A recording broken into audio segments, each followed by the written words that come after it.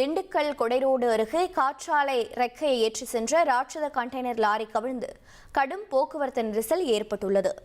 இது பற்றிய தகவலை செய்தியாளர் கனிராஜ் வழங்கி கேட்கலாம். கனிராஜ் வணக்கம். லாரி கவிழ்ந்ததால் ஏற்பட்டிருக்கக்கூடிய பாதிப்பு என்னென்ன?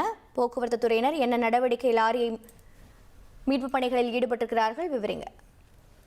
வணக்கம். திண்டுக்கல் மாவட்டம் கொடைரோடு அடுத்த அம்மையநாயக்கனூர் என்ற இடத்துல திண்டுக்கல் மதுரை தேசிய 4 வழிச்சாலையில தூத்துக்குடியிலிருந்து மகாராஷ்டிராவுக்கு அதாவது காற்றாலை கண்டெய்னர் லாரில நீளமான ராட்சச காற்றாலை ரெக்கை ஏற்றி வந்த அந்த லாரி எதிர்பாராதமான டிரைவரோட அதாவது ஓட்டுநரோட கட்டுப்பாட்டை இழந்து சாலையில் ஒருபுறமாக கவிழ்ந்தது.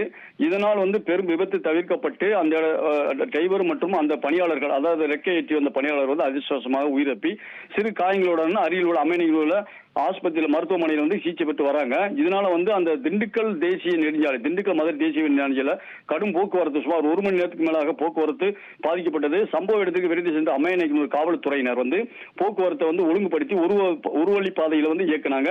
இதனால் அந்த வழியில கார், லாரி, பேருந்து உள்ளிட்ட வாகனங்கள் மெதுவாக சென்றது. இந்த சம்பவம் குறித்து அம்மையநாயக்கனூர் காவல்துறையினர் விசாரணை நடத்தி வருகின்றனர். தகவல்களை வழங்கியதற்கு நன்றி கனிராஜ்.